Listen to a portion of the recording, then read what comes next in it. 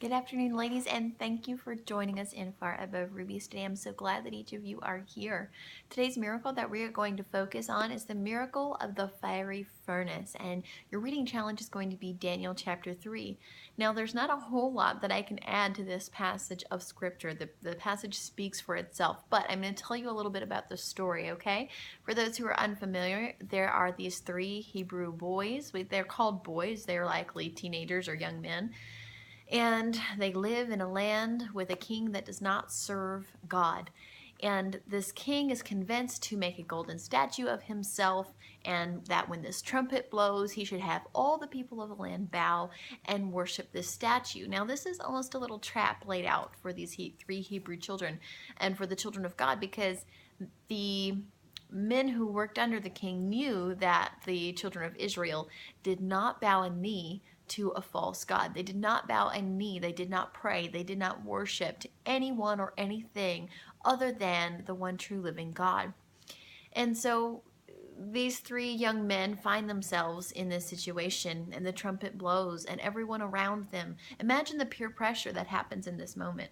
This isn't just peer pressure of you're out with your friends and somebody does something that's not Christian like and you say, oh no, I'm good, I'm all right. Everyone, by decree of the ruler of this people and of this nation, everyone was bowing before this statue, this graven image. And there are the three Hebrew boys, and they're standing and they're looking around like, sorry. So they get brought before the king, and the king says, what's up, guys? I like you. You're my friends. Why aren't you worshiping and bowing to my image? I'm such a great guy. And they look at him and they say, no, we don't worship anyone. We don't worship anything. We don't bow a knee before an idol. We don't worship prayers, send prayers up to a statue or a graven image. We worship the one true living God. And because of the laws and decrees that this king had sent out, this meant these guys had to die. It was a big deal. Again, this wasn't just a passing, no, we're good, we're fine, we don't need to do that. Thanks so much for offering. This was a big deal. These kids were about to die because they would not worship anyone but God. And whenever they had this conversation with the king, this is the beauty in this story. They say, King, he's told them they're going to die for this situation, and they refuse to bow still. They say, King, the Lord is able, and he will, listen to this faith here, okay? He will deliver us from your hand. There's no doubt, there's no fear, there's no stress or worry, there's no second guessing. God is able, and he will deliver. That's what they tell him. But if not, is their next line. This goes from faith to trust. But if not, if he chooses not to, if he chooses not to heal, if he chooses not to restore, if God chooses not to bless my finances, if God chooses to allow tragedy to befall my family, if God chooses to take away my loved one, if he chooses to allow harm to come, if he chooses to allow a storm and a trial and a valley and a darkness, he's still God, and him only do we serve. This goes from faith to trust. The true miracle here is not what happens next, in my opinion. The true miracle is these boys standing in the face of certain death saying, he's able, and we have faith that he will do it. Not, oh, he can if he wants to, and maybe he will, and I don't know, but I trust the Lord. No, they flat out faith. God's going to do it. God will deliver us. And immediately from faith to trust. But if he doesn't, but if that's not his will, but if that's not his plan for my life, we trust him. We serve him. We worship him and him alone. It then says that this made the king angry. It says that the king had the men make this fiery furnace that they were going to get thrown into 7 times hotter than it usually was. 7 times hotter. And it says they bound these boys in ropes and threw them into the fire.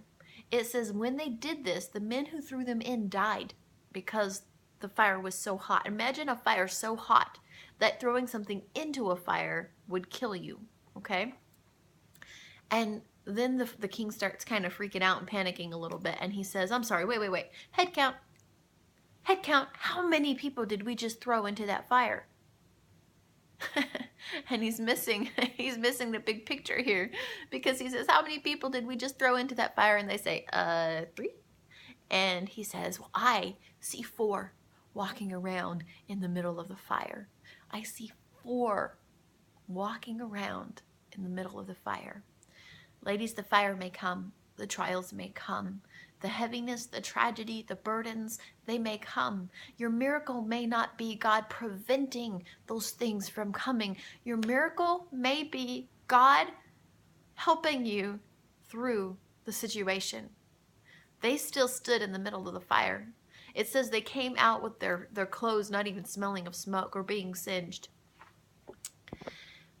Their miracle wasn't that they never had to go through it. Their miracle wasn't that they were never taken hold of and thrown into the middle of a fiery furnace in their lives. Their miracle was that in the middle of this circumstance, in the middle of this horrifically scary situation, that God was with them.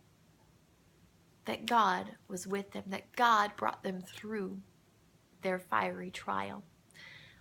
I love you so very much, and I don't know what you're going through. I know that there are women in this group, I know personally, that have gone through unimaginable tragedy this week. But my friend, my sweet sister, whoever you are listening to this, know that your miracle may not be God preventing tragedy from happening. Your miracle may be God making sure that you survive it. God bringing you through in one piece, whole in heart and mind and spirit, to the other side of your fiery furnace. Go read Daniel chapter 3. Find yourself in their story. Tag somebody here that could use this message today. Go add a friend to this group, because everyone needs a little bit of word in their life every day. I love you all. If no one's told you lately, you are loved and you are cherished. You are so valuable. You have worth beyond what we can wrap our minds around. That worth is far above rubies. You have a couple of fantastic guest speakers coming to you the next 2 days. Make sure that you tune in and let them know that you are here. I love you, and I'll talk to you on Sunday. God bless you.